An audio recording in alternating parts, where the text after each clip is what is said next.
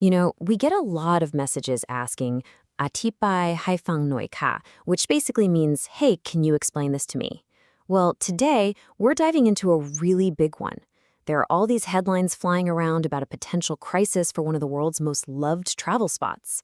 So we gotta ask, is Thailand's tourism magic starting to wear off? Or are we watching the start of something completely new?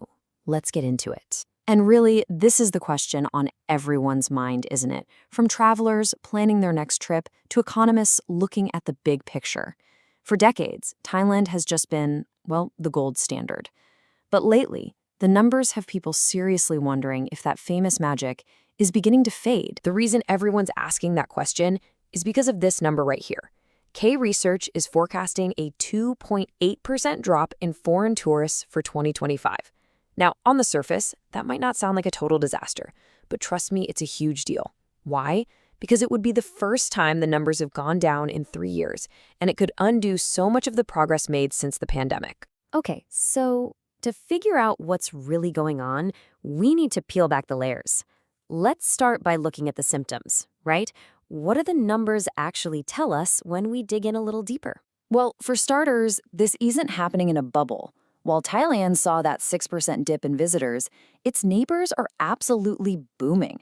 Japan posted a massive 21% jump in tourism, and you've got Vietnam, which is quickly becoming this fresh, exciting, and, frankly, budget-friendly alternative.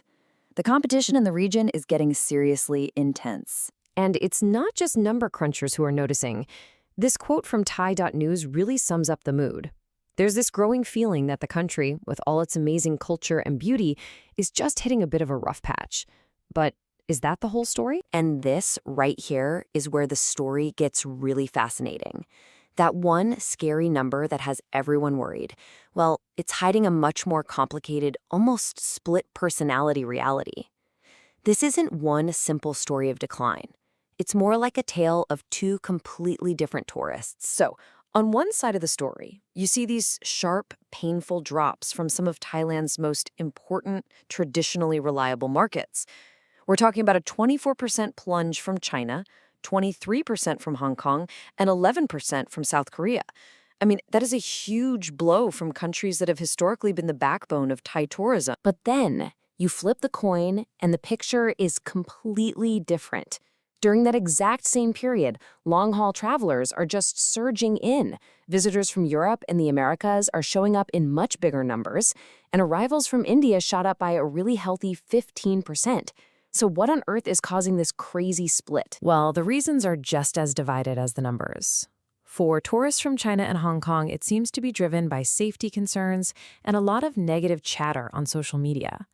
But at the same time, you have Europeans who are desperate to escape their cold winters, and they're helped by a 25% jump in available flights. New visa-free rules are making it easier for travelers from India. And then there's this cool new silent travel trend, attracting Americans who want to skip the crowded party spots and find quieter, wellness-focused experiences. Now, it's not just about who's coming to Thailand. To get the full picture, we also have to talk about who is leaving. There are two really powerful trends happening right at home that are adding another critical layer to this whole story. Just look at this number. It's kind of mind-blowing. A recent survey found that a massive 83% of Thais are planned to travel internationally this year. That is a huge wave of outbound tourism, which means a lot more tourism money is now being spent outside of Thailand. And get this, where are they all going? The top 3 spots are Japan, China, and South Korea. Yep, the very same countries that are sending fewer tourists to Thailand. It's this incredible, complex, crisscrossing flow of travelers all across Asia. But here's the thing. Even with so many Thais exploring the world, the domestic market is an absolute powerhouse. Projections show that Thais traveling within their own country are still going to generate over 1.1 trillion baht.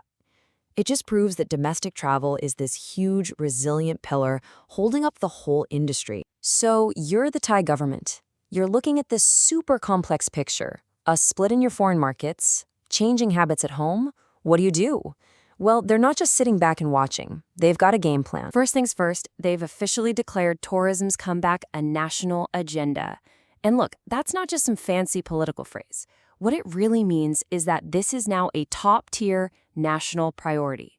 It legally requires every single government ministry to work together to get the industry back on track. And this agenda breaks down into a pretty concrete 5-point plan. 1. Launch a big campaign to promote a single, strong image of the country. 2.